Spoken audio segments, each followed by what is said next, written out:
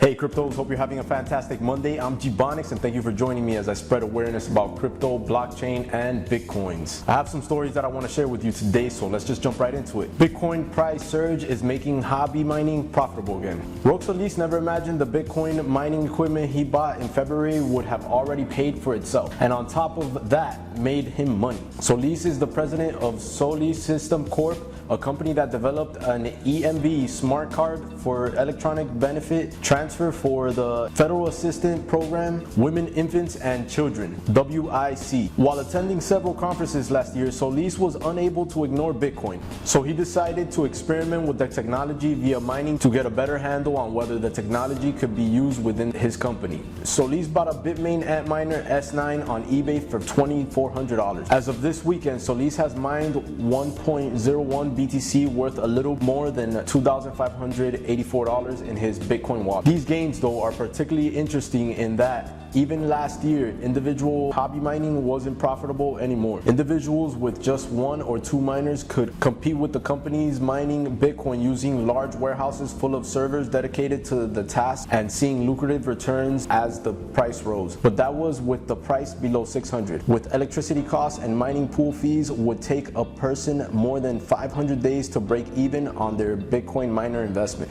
According to Sean Wall, a partner at Redwood City Ventures, there are a lot of metrics that actually matter, like the number of people that own at least one Bitcoin, but nobody cares about that. It's just price. It's the one score that wakes people up, and when the Wall Street Journal and other financial publications write about Bitcoin. It's really important for people entering Bitcoin mining that they really understand how to calculate their revenue and expenses. They need to make sure their cost basis and operating costs are very low. And the Google Trends for Bitcoin and Bitcoin mining tell a similar story. Many of the peaks in the chart for both terms coincide with the spikes in price.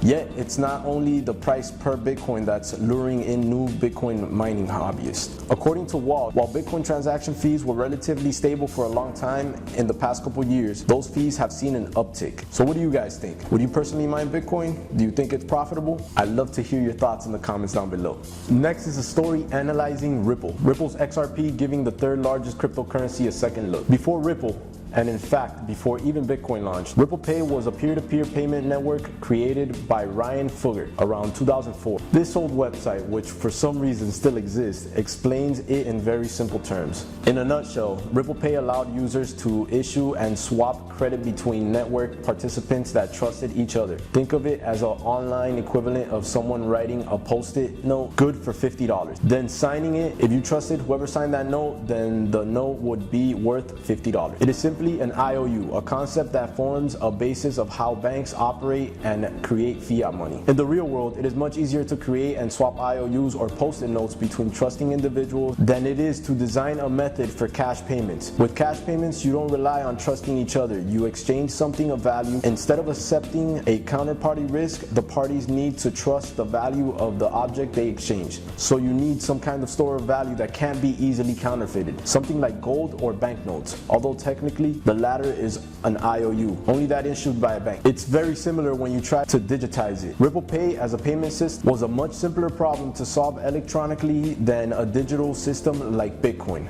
First of all, in a payment system, you do not need to worry about double spends. If I issue an IOU to Alice, I can still issue the same amount to Bob, and there is no risk in somehow the same debt. If I issue it twice, I will just owe both. However, if you allow digital cash asset to be spent twice, this is essentially counterfeiting. So a trusted-based IOU payment network like Ripple Pay and a trustless digital cash network like Bitcoin are two completely different things, and yet they are actually quite complementary. Ripple Pay, for instance, could easily allow the creation and management of Bitcoin-based IOUs among trusting users. A few years after Bitcoin was launched, OpenCoin, later Ripple Labs, took over Ripple Pay. They completely reworked the protocol. The concept still revolved around managing IOUs, but inspired by Bitcoin, they also included a new token called XRP, and there is no free lunch. Bitcoin, revolutionary as the concept may have been, had to make significant sacrifices to achieve a global distributed consensus, such as electricity consuming proof of work, which is mining, high latency transactions, multiple transaction confirmations, and limited scalability, which is monolithic blockchain containing every transaction ever. These were problems that a distributed payment network shouldn't have. Ripple is highly centralized, and XRP is more akin to a PayPal account than a trustless system like Bitcoin. In short, it's hard to come up with any rational reason why XRP exists in the Ripple protocol. When Ripple launched, Ripple created 100 billion XRP tokens. To achieve some resemblance of fair initial distribution, they donated billions of XRP in various giveaway schemes. Ripple investors will point to the Ripple's strategic partnerships with significant financial institutions and some ongoing experimental implementations. They will point to the 160 employees, possibly making them the largest blockchain company. They will point out the astronomical figures involved in intra-bank settlement the market Ripple is aiming for by presenting its protocol as an alternative to systems like SWIFT. Some of these points are absolutely reasonable. Ripple has highly qualified engineers working for it that undoubtedly produce some useful code that can solve real-world problems. It also has more than a credible backing and partners in the sector. As for the moonshot of replacing SWIFT, first of all, I highly doubt a global consensus protocol is the right approach and could even scale to that level. But also, banks currently control SWIFT. How likely is it that they would relinquish control to a small startup and allow themselves to become beholden to its private currency that they have no need for? I just don't see that happening. This is especially true when alternatives like Hyperledger exist that do not suffer from Ripple's inherent drawbacks. A protocol which is backed by a far larger consortium of corporations, which relies on a proven consensus algorithm that have been researched, peer-reviewed, and thoroughly tested for over 15 years, and a protocol which is, at least at first glance, appears to do almost everything Ripple does and more, including things like smart contracts. So what do you think about Ripple and its valuation? Please share it down below. On the next story, we'll move to smart contracts for Bitcoin. Lightning's Taj Draya is working on it. In the race to build public blockchains empowered with self-executing code, at least two competing philosophies have emerged. Ethereum has created a platform that makes it easy for developers to create nearly any type of smart contract that they want, while Bitcoin has added similar functionality at much slower pace. But Bitcoin developers like Lightning Network's paper co-author Taj Draya argue there's a reason for adding smart contract functionality to Bitcoin more cautiously. During his work on the transaction boosting technology Lightning Network, which he has been working on more recently at MIT, he came up with a method of adding some smart contract functionality to Bitcoin in a way that he believes could preserve both privacy and scalability. Draya's smart contract idea centers around popular concept oracles. Some of the more complex and interesting smart contracts as proposed need the help of an outside data source. Oracles feed that data to smart contracts, which then execute based on the data that they've received. The idea is still a work in progress, but Draya said that he's looking for more feedback from the community with the publication of a white paper on DLC. For now, he hopes that his idea will help inspire a new way of thinking about smart contracts, one that is more privacy and scalability focused. As far as the next steps for the project, Draya said that DLC will be his next fun project, after he squares away some of the work he's doing on his version of Lightning Network for MIT. He further said that it's possible to code up a version of DLC without SegWit, but it would be annoying to complete a version of the code that doesn't require SegWit's activation if SegWit is then activated soon after. So he will likely wait for its activation to begin work on the project. So what do you guys think? Do you feel applying smart contracts to Bitcoin would be a good idea? Let me know in the comments down below. And lastly, a story dealing with Mt.Gox and its former CEO.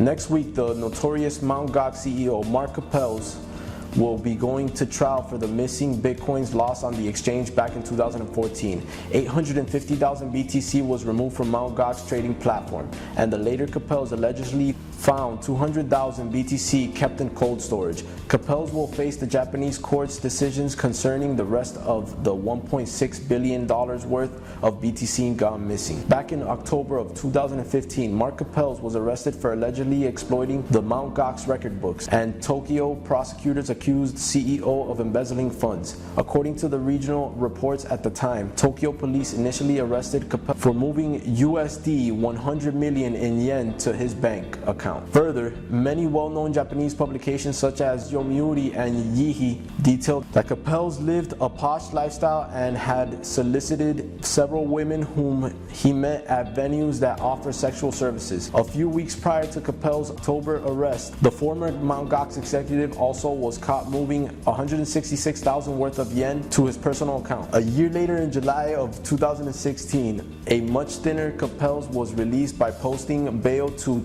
the tune of $95,000 worth of yen. Capels has been a free man ever since, but has been mandated to stay in Japan. Now this Tuesday, July 11th, Capels will face the Japanese prosecutors' allegations that he embezzled some of the missing bitcoins.